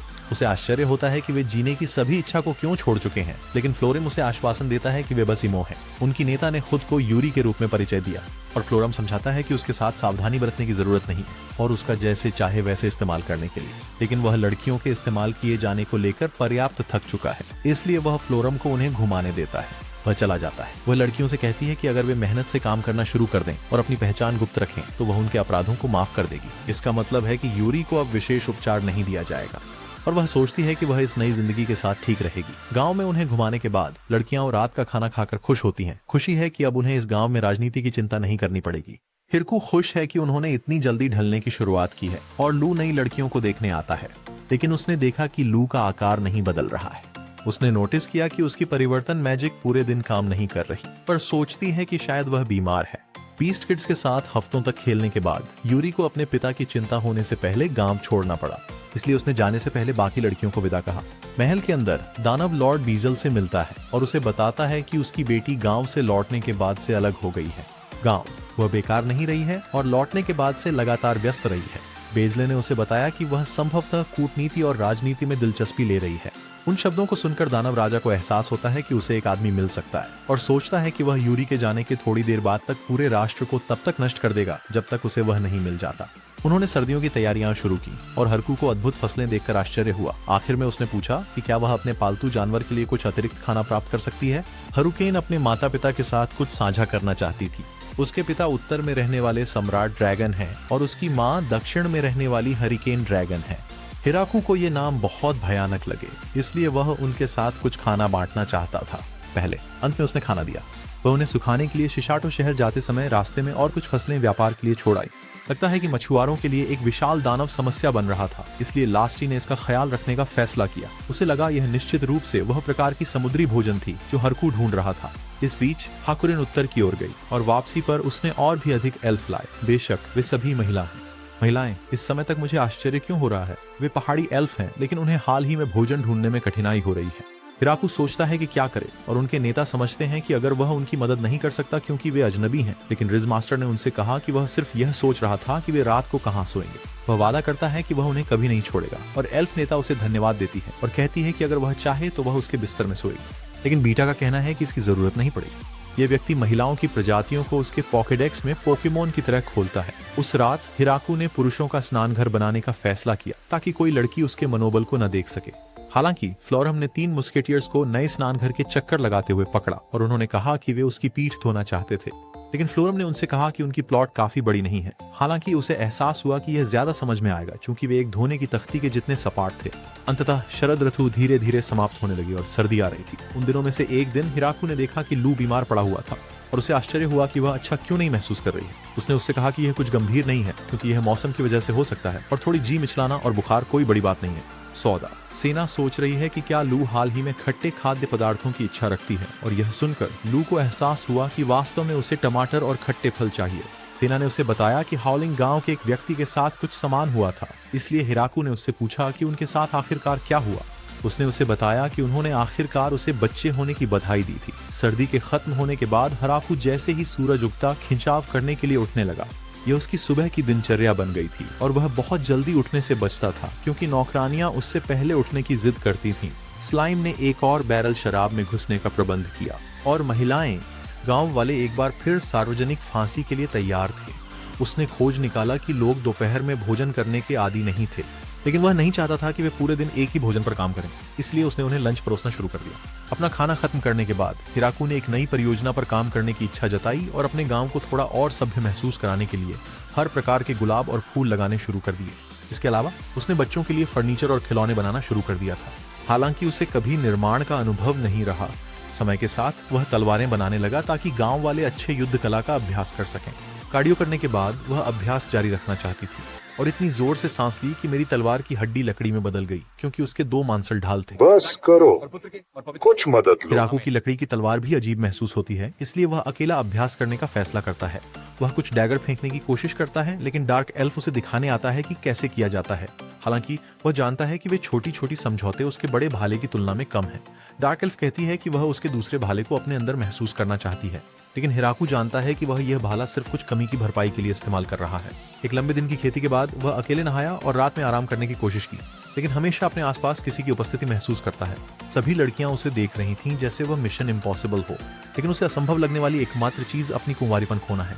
वह मदद के लिए चिल्लाता है ताकि उनकी लोकेशन पता चल सके, और जब उसे पता चलता है कि लोग उसकी निगरानी कर रहे हैं तो वह खुश होता है। वह कल ही उन छिपे हुए दरवाजों को मुहर लगा देगा। अगली सुबह सेना आया और उसे बताया कि उनके गांव में एक अजीब आदमी है। महान वृक्ष के पास उसने एक आदमी को झुका हुआ देखा और सोचा कि वह सभी देवदूतों और यहाँ तक कि जबुनिन को पार करके कैसे आया। लू ने उस आदमी को देखा और उसे प्रोजेनेटर के रूप में पहचाना, सीनेटर। उनके मेहमान खाने में वह उन्हें प्राकृतिक बच्चे के लिए बधाई देता है, क्योंकि वैम्पायर की इस दुनिया में यह सबसे दुर्लभ घटनाओं में से एक है। हिराकू को लगता है कि यह सब बड़ा मजेदार है, लेकिन फिर भी नहीं समझ पा रहा है कि उसे पहले भाला क्यों मारने को तैयार था। इसलिए मूल व्यक्ति कहता है कि वह मूर्ति से आकर्षित होकर आया था। वो पृथ्वी पर जीवित रहने वाले इकलौते प्राणियों में से एक है जो 4000 साल से अधिक समय से जीवित है, और याद करता है कि जन्म से ठीक पहले उसने भगवान से मुलाकात की थी। लेकिन चूंकि वह लंबा जीने के लिए अपनी यादें मिटाते रहते हैं, इसलिए वह उसकी सटीक उपस्थिति को याद नहीं रख पाते हैं। ऐसी कृति के बगल में रहना उन्हें संतुष्ट करेगा, लेकिन हिराकू कहता है कि वह उसे मूर्ति नहीं दे सकता, उसकी आत्मा को कुचलते हुए। इसके बजाय वह उसके लिए एक और मूर्ति बनाने की पेशकश करता है, और आदमी फिर से भाला खाने को तैयार है। जाते समय उसने हिराकू से पूछा कि इस मूर्ति की कीमत क्या होगी, लेकिन हिराकू ने उसे बताया कि भगवान को वह बेच नहीं सकता, इसलिए पूर्वज ने किसी तरह का प्रतिफल देने का वादा किया। उसे महान कैथेड्रल के अंदर पुजारी ने उसकी 50 साल की विदाई के बाद उसका स्वागत किया, और पूर्वज ने उस मूर्ति को मंदिर के सबसे अच्छे हिस्से में रख दिया। जब हिराकू ने भुगतान लेने से इनकार कर दिया तो उसने अपने देश का सबसे शानदार पियानो भेंट के रूप में भेज दिया। लड़कियों को लगा कि पियानो बजाना सीखने से जगह को प्रभावित किया जा सकता है, लेकिन जब उन्होंने इसे खोला तो उन्हें एहसास हुआ कि उनमें से कोई भी इतनी महंगी चीज को तोड़ने का दबाव संभाल नहीं सकता। वे हिराकू से बड़ी विनती करते हैं कि वे एक पुरानी पियानो प्राप्त करें ताकि वे उस पर अभ्यास कर सकें। इसे माइकल के साथ कुछ वार्तालापों के बाद उसने लड़की के लिए एक नई पियानो सुरक्षित कर ली। गांव के सभी लोग साथ में अभ्यास करने लगे, पर हिराकू को अब रात में सोने की कोई उम्मीद नहीं रही। बड़ी वार्षिक फसल आ गई थी और पूरी सुबह काम करने के बाद लियू ने हिराकू को दोपहर के भोजन के लिए बुलाया। दोपहर के भोजन पर उसने देखा कि वह कितनी मेहनत कर रहा है, इसलिए उसने उसके पेय को बेहतर बनाने के लिए उसे एक बर्फ का टुकड़ा दिया और कहा कि वह खुद को ज्यादा मेहनत न करने दे। वह उससे कहता है कि वह ठीक होगा, लेकिन वह सोचता है कि क्या उसका इधर उधर घूमना ठीक है। वह उसे आश्वस्त करती है कहकर कि सभी लड़कियों ने उसे व्यायाम करने की प्रेरणा दी थी ताकि वह प्रसव के समय मजबूत रह सके। इतने समय के बाद भी उसका हिराकू यकीन नहीं कर सकता कि उसके पेट में एक बच्चा है। रात के खाने के दौरान सभी लड़कियां बच्चे के वजन के बारे में सोचती हैं और सभी चाहती हैं कि वो किसी भी तरह से लू की मदद कर सकें। वह उन्हें बताती है कि सब कुछ बढ़िया है, पर उसे परेशानी होती है कि वह कोई पीजी ग्रेड पी नहीं सकती। जूस। जबुतिन बेबी शॉवर के लिए तैयार है। मेयर के दफ्तर के अंदर फरिश्तों की तिकड़ी उसे सूचित करती है कि गांव का मनोबल घट रहा है और सभी के सभी गुफा में छुपने को हैं। इसलिए उन्हें बचाने के लिए वे उससे विनती करते हैं कि वह उनके सभी अंगूर के रस की स्मूदीज बेच दे। उनकी एकमात्र इच्छा लू को अधिक आरामदायक महसूस कराना है, लेकिन जबकि हिराकू को यह प्रशंसनीय लगता है, उसका मानना है कि सारा रस बेच देना गलती होगी, इसलिए वो उन्हें थोड़ा और समय देने की सलाह देता है, क्योंकि उम्र बढ़ने पर यह ज्यादा स्वादिष्ट लगेगा। शैतान यह सुनकर खुश हुए कि यह और स्वादिष्ट लगेगा, पर बौने वे नहीं थे। उन्हें आश्चर्य था कि अब कोई उनके स्मूदी क्यों नहीं चाहता, और डोनोवन ने वादा किया कि वह अब इसमें सफेद मलाईदार पदार्थ नहीं डालेंगे। हिराकू ने स्थिति समझाई और डोनोवन खुश थे कि उनकी विशेष मलाई वजह नहीं थी कि लोगों ने शराब का आनंद लेना बंद कर दिया। हिराकू ने उसे आश्वस्त किया कि उसका रस बहुत अच्छा स्वाद लेता है, लेकिन सोचते हैं कि यह गुप्त सफेद मलाई क्या हो सकती है। बोना उन्हें बताता है कि ये एक रहस्य है, लेकिन अगर आप सच में पता लगाना चाहते हैं तो वे सॉल्टी बिस्कुट नामक एक खेल खेल सकते हैं। हिराकू को लगा कि न जानना ही बेहतर है। गांव में शांति के हफ्ते गुजरते रहे, लेकिन हिराकू को केवल अपनी पत्नी की चिंता थी। उसके प्रसव का समय लगभग आ गया है और उसने मेज पर रखा फूल देखा। यह त्या और अन्य देवदूतों से एक उपहार था, बर्फ की पहाड़ी पर खिलने वाला सबसे दुर्लभ फूलों में से एक। डार्क एल्व्स के नेता ने उसे अपनी गुप्त पहाड़ी एल्फ औषधि देने का प्रस्ताव दिया। यह अब तक की सबसे अच्छी दवा है और उम्मीद है कि लू जब भी जरूरत हो इसका उपयोग कर सकेगी। प्लास्टी ने लू को अपने पिता के खजाने के कमरे से एक कीमती पेंडेंट दिया। भेड़ियों ने उन्हें शिकार किया हुआ कुछ भोजन दिया और जबूतीन के बच्चों ने उसे कुछ बच्चे के कपड़े भेंट करना चाहा। एनी उसे पुडिंग देती है। लिया उसे एक फूलों का मुकुट देती है और हरू भी आलस से छोड़कर उसके लिए सेब छीलने की पेशकश करता है। फ्लोरा अपनी बहन को टमाटर और टोफू मिसो सूप देने आती है और हिराकू खुश है कि उसने आखिरकार निस्सो को बना लिया। छिपकलियों के नेता ने माफी मांगी क्योंकि वे अंडों से जन्मे हैं, इसलिए मदद नहीं कर सकते, लेकिन अपने बच्चे को मजबूत बनाने के लिए अपना खून देने की पेशकश की। सभी उपहार प्राप्त करने के बाद हिराकू ने एक लकड़ी का हथौड़ा देखा और लुए ने उसे बताया कि डोनोवन ने इसे इसलिए बनाया क्योंकि यह जल्द ही काम आएगा। बात करने के बाद लुए सो गई। उसे अपने पेट में एक अजीब सी संवेदना महसूस हुई और उसे एहसास हुआ कि समय हो गया है। सभी नौकरानियां डिलीवरी की तैयारी में तौलिए लेकर दौड़ पड़ी और हिराकू खुद को भावुक महसूस करने लगे। दूसरे कमरे में इंतजार करते हुए वह असहाय थे। जानते हुए कि वह कुछ भी नहीं कर सकता, उन्होंने महान वृक्ष की ओर देखा और उस छोटी गुफा में चले गए जो उन्होंने बनाई थी। उस रात 2 चांद चमक रहे थे, जिससे उन्हें उनकी पहली रात याद आ गई जब वे अकेले उन्हें देख रहे थे। वह सभी से दूर एकांत में जीना चाहता था, लेकिन अब जबकि सभी यहाँ हैं, उसे यकीन था कि यही वह जीवन है जो उसने चाहा था। सब धुंधला सा बीत और गया। उसे लगा जैसे उसे उस रात के बाद की कोई याद नहीं है। वह ल्यूक की ओर धुंध में चल पड़ा और उसने अपने बच्चे पर नजर डाली। उसने उससे कहा कि आओ और उसे गले लगा लो। इसलिए हिराकू ने ध्यान से उसे अपने सीने से लगाने की कोशिश की। जैसे ही उसने उसे गले लगाया और उसकी मुस्कान देखी, सब कुछ उसके लिए सच हो गया। वह वास्तव में एक पिता बन गया। वापस। अपनी मूल दुनिया में वह एक बीमारी से पीड़ित था, इसलिए उसकी एकमात्र आशा यह है कि उसका बेटा कभी भी उस दर्द का अनुभव नहीं करेगा। वह अपने बेटे से कहता है कि वह उसके लिए मजबूत बने, पर लू उसका हाथ पकड़ता है, कहता है कि वे उसे मजबूत बनाने जा रहे हैं। उन्होंने अपने बेटे का नाम अल्फ्रेड रखने का निर्णय लिया और जबकि वह आधा वैम्पायर था, वह एक सामान्य मानव की तरह दिखता था। यह वह स्थान था जहां उन्होंने अकेले शुरुआत की थी और खुश थे कि हर कोई उनके साथ जुड़ गया और इस समय के दौरान उन्हें निरंतर समर्थन दिया। उन्होंने उसके लिए लाए सभी उपहारों को याद किया। वह उनकी दयालुता के लिए धन्यवाद देने का एक तरीका खोजना चाहता था, तो उसने गांव के सभी नेताओं को इकट्ठा किया। वे सोच रहे थे कि वे यहाँ क्यों हैं, तो हरकू ने उन्हें एक पुरस्कार पदक दिखाया जो उसने उनके लिए बनाया था। उन्होंने उन सभी लोगों का धन्यवाद करने का तरीका था जिन्होंने उनकी मदद की थी, जिन्होंने गांव को बनाने में मदद की है। उसे लगा कि यह पैसे के समान ही है और हिरकू ने समझाया कि उसकी आशा है कि आखिरकार इस गांव के लिए एक मुद्रा विकसित करना। अभी सारा कटा हुआ खाना उसे दिया जा रहा है और उसे सभी को इसे वितरित करने का प्रभारी बनना होगा। यह फलों के प्रति लोगों की पूर्व धारणा की समस्या को भी हल कर देगा, उनका मूल्य मुद्रा के आधार पर निर्धारित करके। हिराकू इन वाउचरों को उपहार के रूप में देना चाहते थे जिसे किसी भी चीज के लिए बदला जा सके। हिराकू ने प्रत्येक ग्रामीण को एक पदक दिया और कुरो और जबुतिन के परिवारों को प्रत्येक को 30 सिक्के दिए। इसके अलावा उन्होंने सभी सिक्कों को हाथ से बनाया था ताकि उनमें से कोई भी जाली न हो। हर कोई अलग तरह से प्रतिक्रिया देता है। बौने अंगूर का रस चाहते थे, कुछ फर्नीचर चाहते थे और स्वर्गदूतों ने उन्हें ड्राइम के महंगे हथियारों के लिए व्यापार किया। अंततः लोगों ने अपनी मुद्रा के बदले फर्नीचर की मांग की, लेकिन उनका मूल्य अभी भी अस्पष्ट था। बच्चों के लिए उन्होंने एक दिन के लिए मेयर को किराए पर लेने का फैसला किया। सब कुछ शांत होने के थोड़े समय बाद आखिरकार उसके बच्चे के जन्म का जश्न मनाने के लिए बड़े त्योहार का समय आ गया था। सभी लड़कियां आखिरकार पहली बार जूस पी रही थीं। कई महीनों तक डोनोवन और अन्य बौनों ने एक बड़ा बैरल लाया। कहा यह खास जूस का बैरल था जो उन्होंने अपने सभी सफेद पदार्थों को मिलाकर बनाया था, जो उन्होंने सभी नमकीन बिस्कुट के खेलों में खेला था। लू को एहसास होता है कि यही वह काम था जिसके लिए मैलेट था, इसलिए दोनों ने इसे पकड़कर बैरल को खोल दिया। हिरोको ने कभी नहीं सोचा था कि वह किसी इतनी मजेदार चीज का जश्न मनाने के लिए एक बैरल खोलेगा, इसलिए उसने आज रात सभी को घर पर ही पीने के लिए कहा। रात ड्राइम फिर से वापस आ गया है, लेकिन उसकी गिनती इसे 50 शेड्स ऑफ ग्रे में बदलना चाहती है। सभी लड़कियां जूस का आनंद लेती हैं और डोनोवन उससे पूछता है कि क्या उसे यह नई गुप्त रेसिपी पसंद है। लू उसे बताती है कि वह कुछ भी नहीं पी सकती क्योंकि अब उसकी मम्मी मिल्कर्स है, और डोनोवन सोचता है कि उसकी पूरी योजना बर्बाद हो गई है। उसने मेयर की पत्नी को चुराने का योजना बनाई थी, लेकिन उसके पास एक विचार है। वह उनसे इसे बोतल में भरने के लिए कहता है ताकि वे जल्दी पी सके। लेकिन हिराकू को लगता है कि इसे 20 साल के लिए बोतल में बंद करके रखना बेहतर होगा ताकि जब उनका बच्चा बड़ा हो जाए तो वे इसका आनंद ले सके। और डोनोवन मर चुके हैं।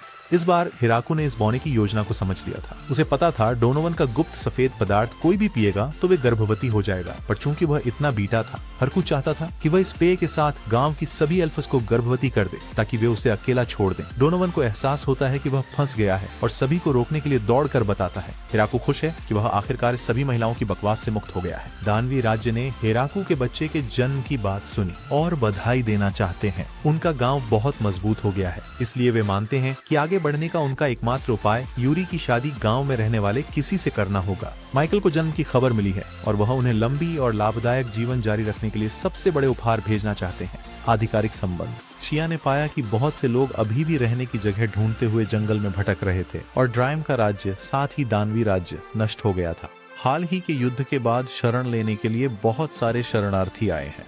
कुल मिलाकर यह 100 से अधिक लोग हैं और हिराकू को एहसास होता है कि उनके वर्तमान गांव में उन सभी के लिए पर्याप्त जगह शायद नहीं होगी। इसलिए लू एक आदर्श समाधान सुझाते हैं। वे सभी के लिए एक दूसरा गांव बनाएंगे। क्या आपको लगता है कि ग्रेट ट्री विलेज 2 और भी बेहतर होगा? बेहतर। आखिरकार इस गांव ने हम सभी को बचाया था, तो वे अपनी सारी शक्ति लगा देना चाहते हैं ताकि भविष्य में दूसरों को वैसे ही बचा सकें जैसे वे खुद बचे थे। वे सभी खुशी खुशी जीते रहे जब तक हिराकू ने बेचारे बूढ़े डॉन को मार नहीं दिया। डॉनोवन के लिए बुरा महसूस किया तो इस वीडियो को लाइक से उड़ा दो उनकी संवेदना दिखाने के लिए। अगला वीडियो देखें। अगली बार तक मेरे साथ ही Sensei recaps.